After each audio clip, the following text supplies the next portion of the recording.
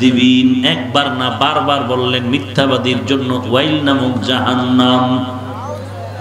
নবীও লানত করেছেন মিথ্যাবাদীর উপরে। এরে নবীর উম্মতের দল, একজন আসামি নবীর দরবারে গেল, মোনাজাত দিয়ে দিব না? সবাই চলে যাবেন এরকম একটা ভাব লাগতেছে। হ্যাঁ, নবীজির দরবারে এক আসামি গেল, গিয়া কয় নবী আমার দুইটা বদ অভ্যাস, তবে একটা ছাড়তে পারবো আর একটা ছাড়তে পারবো না। কি বদ অভ্যাস? এক নাম্বার বলে আমি চুরি করি, পেশাগত চোর। দুই নাম্বার আমি মিথ্যা কথা বলি। নবীজি আমাকে একটার ঔষধ দেন, আমি দুইটা মানতে পারবো না, একটার ঔষধ দেন। আমি চুরিও করি, মিথ্যা কথাও বলি। নবীজি বলেন চুরি করলে কর, না করলে নাই, তবে মিথ্যা বলা যাবে। মিথ্যা বলা চোরায় কি খুশি? নবী চুরি করতে বন্ধ করে নাই, মিথ্যা বলতে নিষেধ, চুরি বন্ধ হবে না। নবী যেহেতু আমারে একটু ছাড় দিছে, আজকে চুরি আর কোনো বন্ধ নাই, মাগরিবের পর থেকেই শুরু করুন ফজর পর্যন্ত। খুশি কি? কিন্তু চুরি করতে যখন রওয়ানা, চিন্তায় পড়ে গেল ধরা পড়লে তো সত্য বলতেই হবে। দৌড়ায় গেছে নবী, আপনি তো এই জন্যই নবী, আর এই জন্যই তো আমরা উম্মত। এমন এক ঔষধ দিলে চুরি বন্ধ করা লাগবে না, কান ধরে টান দিলে মাথা চলে আসছে। মিথ্যা বলতে নিষেধ করেছে, এখন আর চুরিও করার রাস্তা খোলা নাই। আহ, কত মিথ্যা যে মোবাইলে বলি, আফসোস, কত শত মিথ্যা কথা মোবাইলে বলি। হায় রে মোবাইল, হায় রে মোবাইল, ধ্বংস করে ফেললো চরিত্র, জীবন, যৌবন সব। এমন একটা সাইড নাই ধ্বংসের যে মোবাইলে নাই। এখন ওই পণ্ডিতরা আছে না, মহাপণ্ডিত, অতি চালাক আছে না নাই? এরা বলবে মোল্লা তুমি কি মোবাইল চালাও না? ছিদ্রান্বেষণকারী। হ্যাঁ, তুমি বাইরে গিয়া প্রশ্ন আর একজনের কইরা ধাক্কা দেওয়ার দরকার নাই, জবাব আমার থেকেই শুনে নাও। তোমার মতো ফকিন্নির থেকে আমি দামি মোবাইল চালাই রে বাবা। তবে জানো কারবারটা কোথায়? ফারিকুন ফিল জান্নাহ ওয়া ফারিকুন ফিস সাঈর। রাস্তা দুইটা, জান্নাতের পথ, জাহান্নামের পথ। মসজিদেরও দরজা খোলা, মন্দিরেরও দরজা খোলা। ঢুকবি কই? তুমি পণ্ডিতের ব্যাপার। এ পীর ভক্ত বলো, তোমরা যেই খাজার নামে গান গাও, খাজা মাইনুদ্দিন পাঁচ ওয়াক্ত পড়েছেননি? শাহজালাল পড়েছেননি? এমন একজন আল্লাহর বান্দা পাইবা না, আল্লাহর খাস বান্দা যে পাঁচ ওয়াক্ত নামাজ পড়েন নাই। ও নবীর আশিকরা বল, শাহজালালের নামে ব্যানার লাগায় জিয়ারতে দৌড়াও, শাহ মাখদুমের ব্যানার লাগায় জিয়ারতে দৌড়াও, খাজা মাইনুদ্দিনের গান গাও আর জিয়ারতে দৌড়াও। আজকে তুমি ওয়াইজ কুরুনির নামে ওরস মোবারক দাও মহব্বতের কারণে। বলো ওয়াইজ কুরুনি, বলো খাজা মাইনুদ্দিন, বলো বড় পীর আব্দুল কাদের জিলানী, জেনে শুনে বলো তাদের নামাজ পাঁচ ওয়াক্ত ছিল নি? টুপি ছিল না? দাড়ি ছিল না? পাগড়ি ছিল না?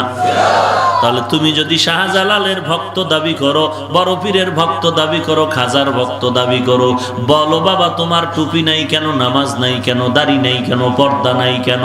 বুঝা গেল তুমি তাদের ভক্ত নামের তাজা বাটপার। আউলিয়ারা কারে অকবা এখতিয়ার, জাহেলারা কারে দুনিয়া এখতিয়ার। মাইলে মোমেন সোয়ে মোমেন মিশাওয়াত, মাইলে কাফের সোয়ে কাফের মিশাওয়াত। সোহবতে সালে তোরা সালে কুনাত, সোহবতে তালে তোরা তালে কুনাত। এক জামানা সোহবতে বা আউলিয়া বেহতার আজ সদ সালে তাআত বেরিয়া। আউলিয়া কারা? এরে বান্দা খাঁটি আল্লাহওয়ালা কারা? পীরানে পীর কুতুবুল আলম কারা? আল্লাহ কোরআনে বলেন দুইটা গুণ যাদের মধ্যে থাকবে তারা হলো এক বচনে আউলিয়া আল্লাহ। বহু বচনে আর এক বচনে ওলি। আউলিয়া কারা? যাদের মধ্যে দুইটা গুণ থাকবে। এক নাম্বার আল্লাযীনা আমানু ওয়া কানু ইয়াত্তাকুন, এক নাম্বার গুণ হলো ঈমান, দুই নাম্বার গুণ হলো তাকওয়া। মানে কি? আল্লাহর ভয়। এই তাকওয়া থাকে অন্তরে। ভাইজান টুপি পরেন না কেন? বলে তাকওয়া তো অন্তরের ব্যাপার, চোখে দেখা যায় না। এই রকম কিছু আল্লাহর বান্দা অন্তরে তাকওয়া আছে, তাকওয়া অন্তরে, তাকওয়া অন্তরে বলে নামাজ পড়ে না, পর্দা করে না। এমন একজন উদাহরণ দিয়েছেন আল্লাহর বান্দা। এক বাচ্চা অসুস্থ, মা তারে হসপিটালে নিয়ে গেল। ডাক্তার ছোট ছোট কিছু ট্যাবলেট দিয়ে বলল, হেই ম্যাডাম, তোমার বাচ্চাকে তুমি ট্যাবলেটগুলো সেবন করাইও 3 বেলা 3টা খানার পরে, তবে সাবধান ট্যাবলেট তিতা। বাড়িতে যাওয়ার পর মা বাচ্চাটার একটা জিহ্বায় ট্যাবলেট দিল, তিতা বলে সন্তান বলে আর খাবো না, মরে যেতে রাজি। মা কৌশল করে স্বামীকে টেলিফোন করে বলল, 1 কেজি মিষ্টির ব্যবস্থা করে দাও। 1 কেজি মিষ্টি আনার পর সন্তানের অগোচরে মা গোপনে একটা একটা ট্যাবলেট মিষ্টির ভিতরে ঢুকায় দিছে। ঢুকানোর পরে 3 বেলা 3টা মিষ্টি বাচ্চার সামনে দিয়ে কয়, খাওয়ার পরে একটা মিষ্টি খাবি, দুপুরে, রাত্রে, সকালে। সন্তান কি 3 বেলা? আসরের আগে দেখে 1 কেজি মিষ্টির একটাও নাই। মা জিজ্ঞেস করে, ব্যাপার কি, মিষ্টি সব খেয়েছিস? বলে হ্যাঁ, একটাও ফালাই নাই। মা আরো দাও, আরো খাবো। কপালে হাত দিয়ে দেখে জ্বর কমে নাই, মাথা গরম। কি ব্যাপার, রোগ সারে না কেন? পুরা মিষ্টি খেয়েছিস? বলে হ্যাঁ মা, পুরাটাই খেয়েছি, তবে ভেতরের বিচিগুলো ফেলে দিয়েছি। মা ডাক দিয়া কয়, রে সন্তান, কিয়ামত পর্যন্ত যদি মিষ্টি খাও, ভেতরের মেডিসিন যদি ফালায় দাও, মিষ্টির মজা জিহ্বায় পাবি, ভেতরে কোনো ক্রিয়া হবে না। অন্তরের মধ্যে তাকওয়া আছে, তুমি বলছো ভেতরে তাকওয়া আছে, ওরে আল্লাহর গোলাম। কিন্তু বান্দা তুমি নামাজ পড়ো, নামাজের মধ্যে মজা লাগে না। আজান শুনে নামাজ পড়ো না, পড়লেও তোমার মিথ্যা কথা বন্ধ হয় না। কারণটা কি রে বাবা? একমাত্র কারণ, নামাজ পড়ো, ভেতরে তাকওয়ার মেডিসিন ফালায় দিয়েছো। নামাজে দাঁড়াইয়াও দোকানের টেনশন,